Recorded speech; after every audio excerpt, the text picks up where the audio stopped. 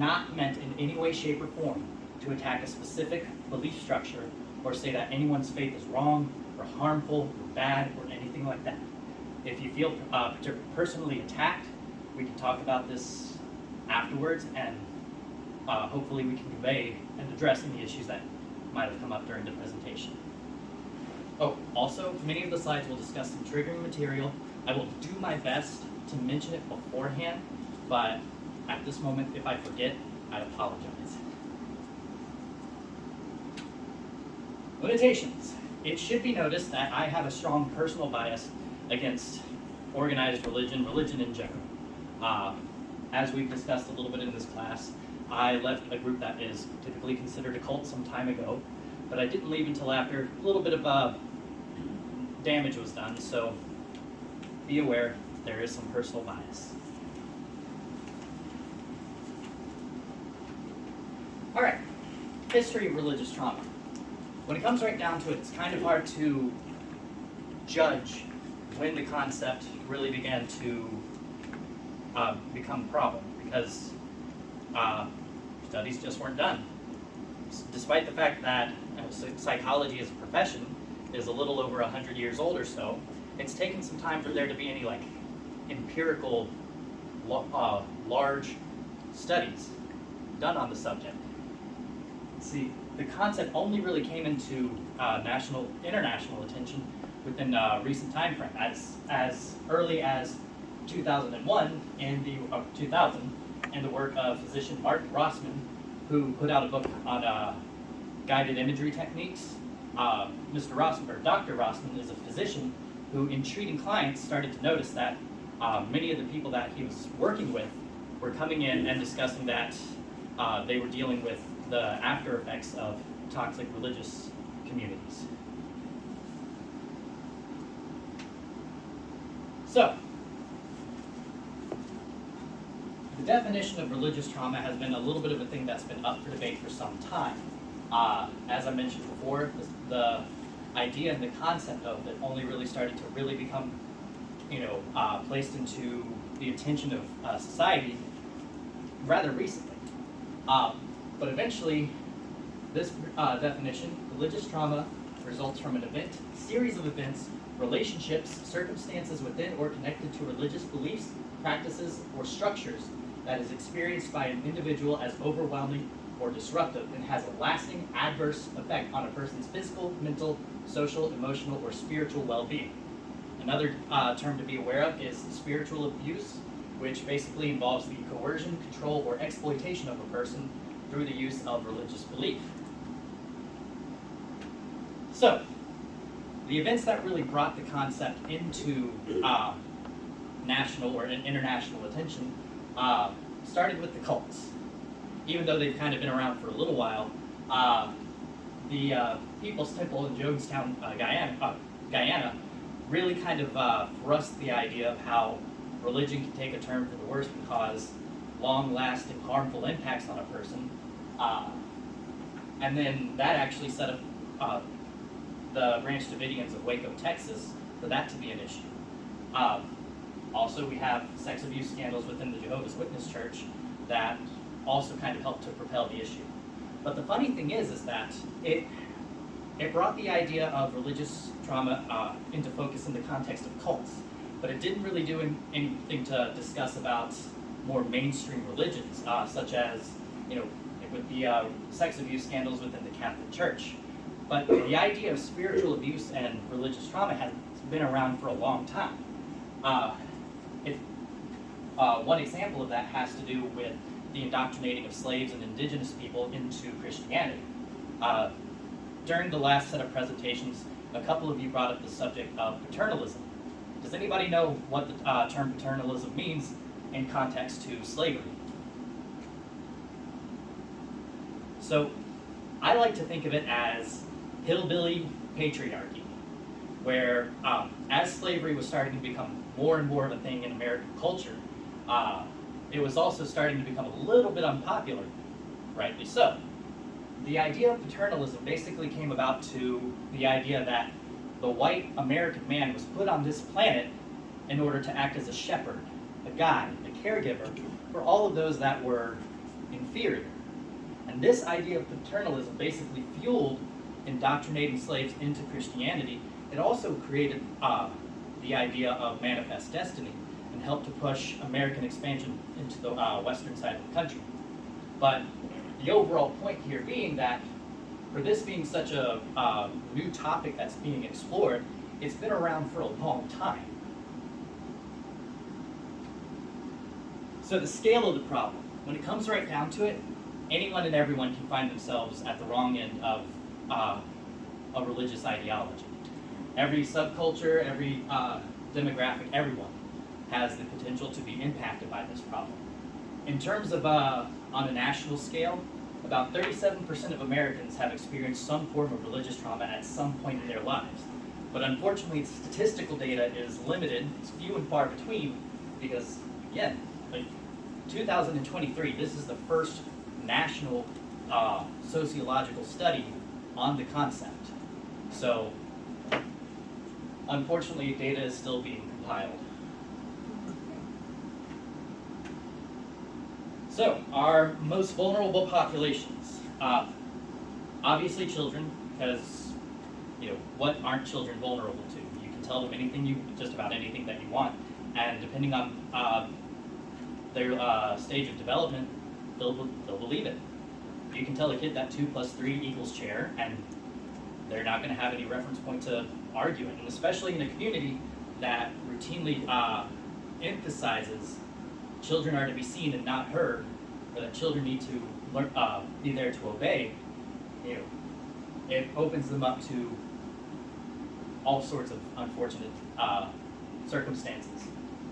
Women, it's a fairly common practice for women who find themselves in a toxic or abusive relationship to be coerced into staying in that relationship because it's the right thing to do. God wants you to do this. It doesn't really do anything to address the abuse or any of the toxic aspects of that relationship, but still expects you to stay in it. And then, of course, the LGBT+ community, because unfortunately, especially when it comes to your more hardline, conservative, fundamentalist groups, so many people who are part of the LGBT+ community find themselves being told on a daily basis that they're wrong, that they're not supposed to exist. And just growing up in that environment, even if under the best of circumstances, it's going to lead to some level of trauma. Abuse is often carried out as a literal interpretation of religious text. Beatings, it's you're supposed. This book tells you to do it, so you're doing it. It's often also used as an excuse for domestic violence. Like I said, the book is telling me to do it. It's not me. You think about domestic abusers, and anytime you actually ask them why, what it is that drives them, what makes them harm their spouse or their partner, it's not me wanting to do it. You're making me do it. But in this case, it's not you're making me do it, it's God making me do it. Abuse often goes undetected or overlooked because it's considered a part of a cultural idiosyncrasy.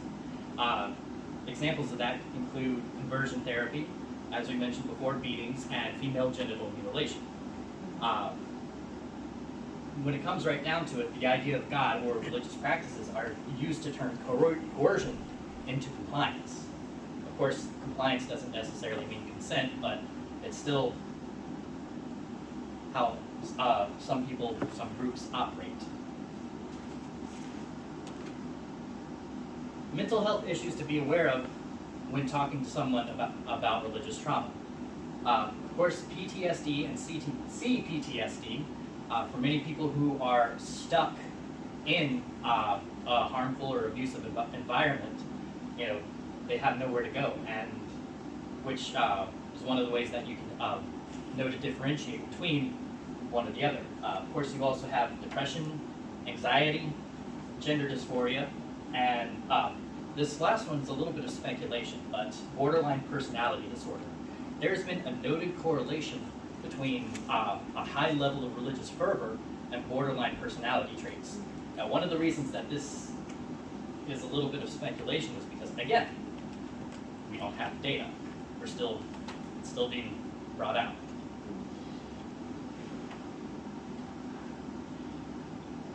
So, when it comes to assessing a client and treating a client, one of the first things that you need to understand or look for, where does the client stand in terms of their religious belief?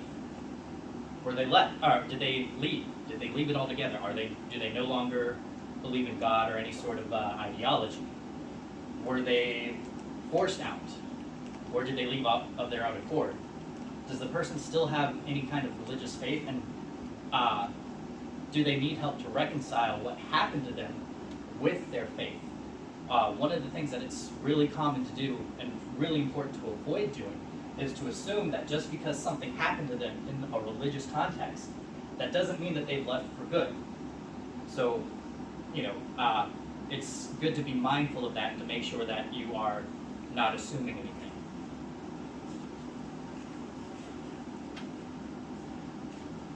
Now, let's talk about separation and isolation as it happens with religious groups. For many, the trauma isn't necessarily always something that happened to them. Sometimes it's just being forced from the group. Just that. There are a lot of groups out there that have various practices that involve kicking a person out, such as shunning, excommunication, and disfellowshipment. Some people leave in response to their trauma, but others become disillusioned from the structure that they were raised in and just leave on their own. But the important thing is that either way, they are, at this point, alone. Fundamentalist groups, or groups that we tend to think of as cults, they operate using isolation as both a tool and a weapon. This isolation occurs one of two ways, either geographically, such as in the example of the People's Temple, who were out in Guyana, the Twin Flames group, and the Branch Davidians, who were out in Waco, Texas. But the thing about that is geographic isolation is expensive. So other groups, Jehovah's Witnesses included, manipulate their members into purposefully isolating from the community that they're surrounded by. So, if you don't mind, I'm going to use one of the experiences that I had as a Jehovah's Witness.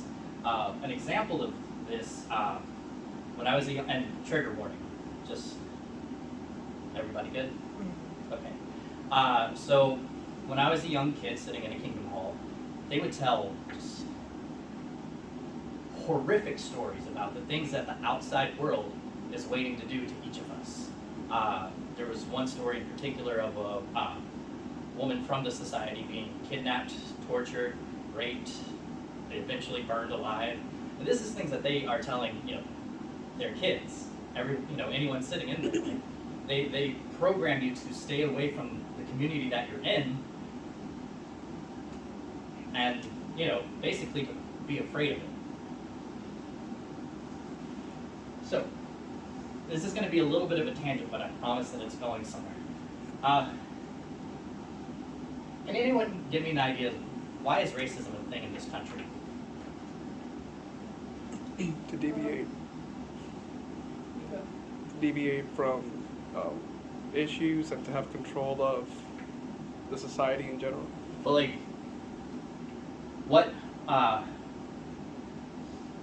why is it able to exist in a time and place where, supposedly slavery in America has ended, and had the civil rights movement, all that stuff? Why is it that we still have an issue with racism?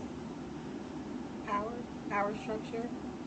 Boils down to one thing: housing. Housing policies that started after the Civil War to keep white America away from BIPOC communities. And what that does, that isolation creates the whole us versus them mentality. It helps the people who run these groups control the message, control what you think, how you think, why you think. And basically, it also makes it easier to change the message as needed when people start to contradict, or when you contradict yourself. Then, as a weapon, isolation basically gives, as we mentioned before, it gives those in power the ability to turn coercion into control. Because when it comes right down to it, the idea of being out there in the world is the biggest thing that you're going to fear.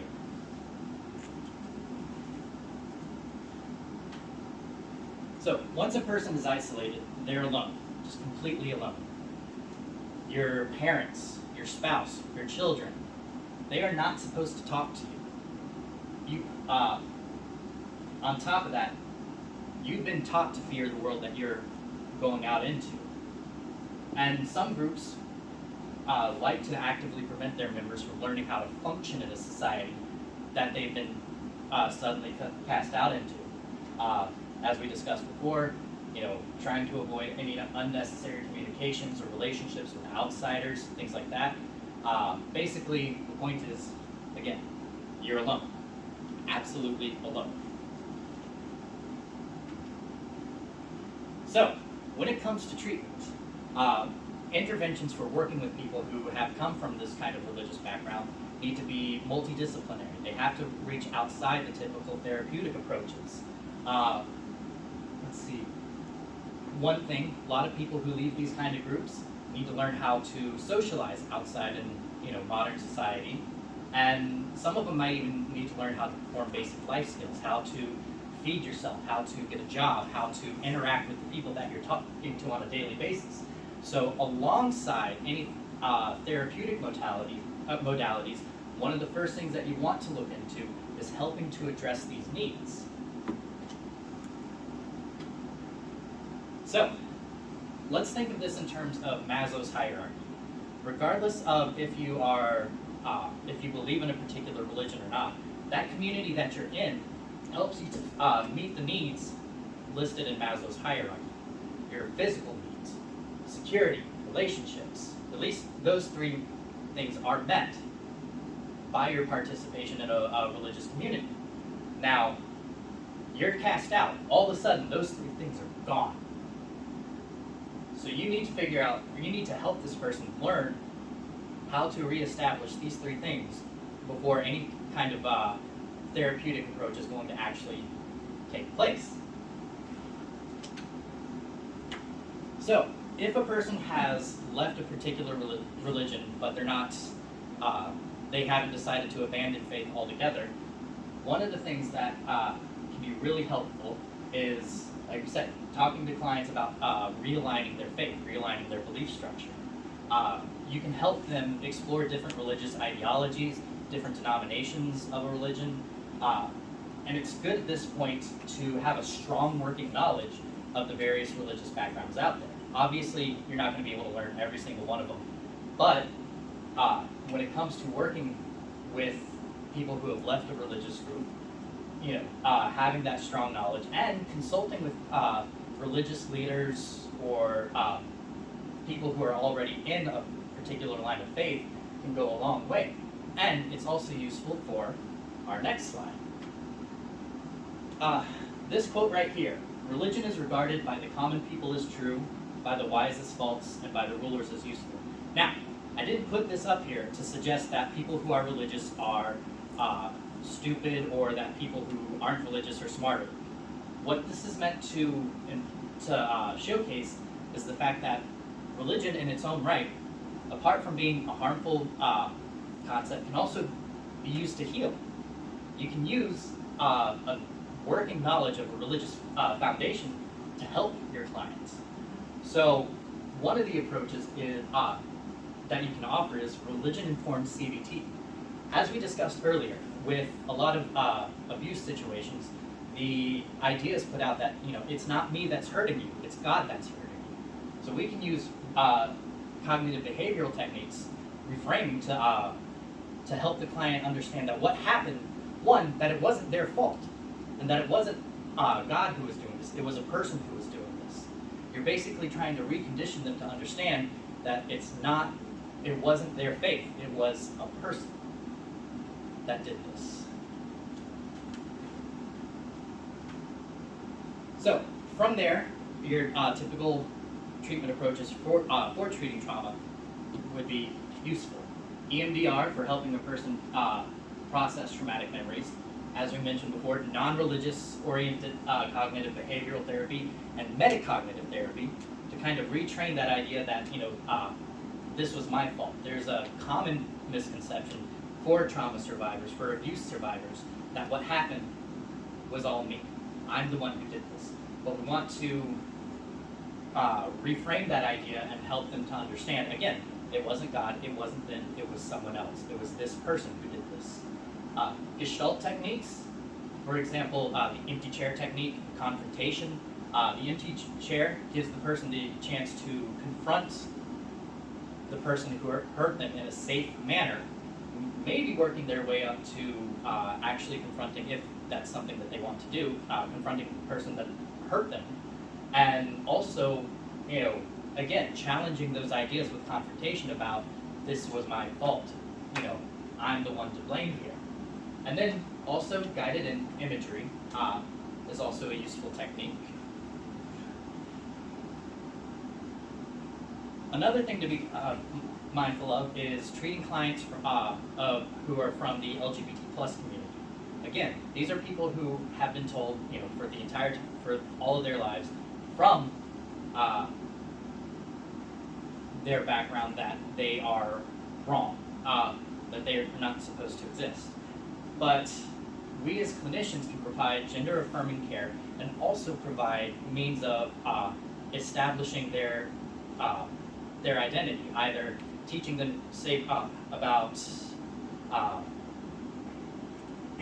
developing their own affectation, their own appearance that matches their gender identity, as well as one of the common problems with people who are coming to establish their gender identity is doing things like binding or tucking.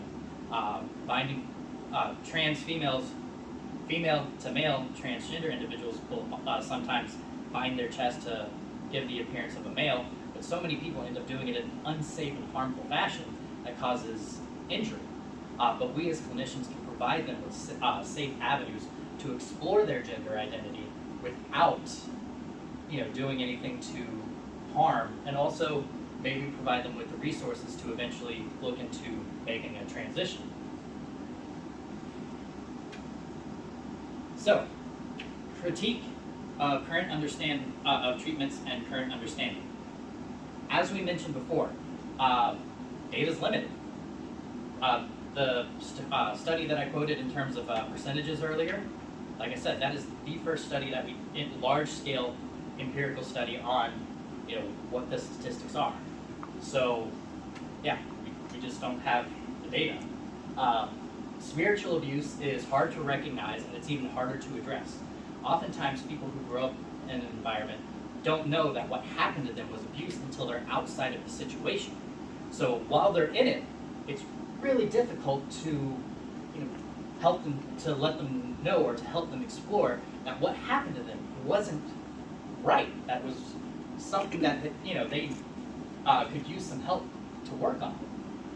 Ethical codes. Ethical codes are great things, but it also, in this case, it acts as a little bit of an impairment because it makes it harder to address harmful practices, because we as emerging mental health professionals have to be respectful of cultural practices, but some of those cultural practices are harmful. So we need while it's important to have a strong ethical guideline, in this case, it's holding back some very needed information and data gathering. Lack of clinicians trained to recognize and work with religious trauma. Like there's just not enough people out there for it. And then finally, not enough lay people or professionals who are willing to acknowledge that this is a thing. Far too many people hear that, they hear critique of their particular religious ideology and they shut down. Like it feels like an attack on, their whole religion. It's the argument, not every man. That's essentially what we're dealing with here. You people who don't want to hear a critique of their line of faith. So, what can we do about it? For one thing, undergraduate and graduate programs need to either add religious trauma as part of its curriculum or start to focus on it as part of its current and existing curriculum. We need guidance from the ACA on how to ethically address abuse and religious practices that cause harm. More large-scale psychological and sociological studies that are conducted by professionals in the industry. But more importantly, there's an old expression: if you want an apple, don't go to the barrel, go right to the tree. We need religious communities and organizations out there to be comfortable enough to have this conversation. And not just have the conversation, but to discuss with their people in general that this is a thing. They need to come to the table as much as we do. And not only that, but they need to be accountable for the actions that happen within their organizations.